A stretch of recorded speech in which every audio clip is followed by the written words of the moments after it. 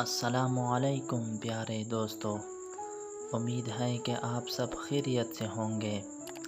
ہمارے پیارے نبی کریم صلی اللہ علیہ وسلم کی دو پیارے حدیث آپ کے سامنے پیش کروں گا۔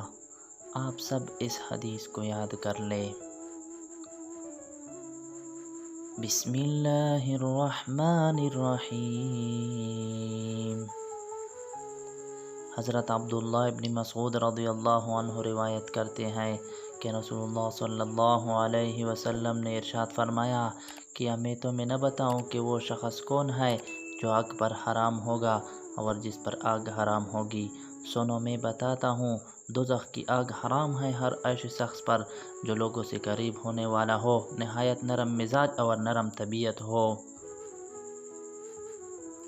حضرت عائشہ رضی اللہ عنہا سے روایت ہے کہ میں نے رسول اللہ صلی اللہ علیہ وسلم کو یہ فرماتے ہوئے سنا کہ مومن شخص اپنے حسن اخلاق کی وجہ سے روزہ دار اور تہجد گزار کے مقام کو پا لیتا ہے۔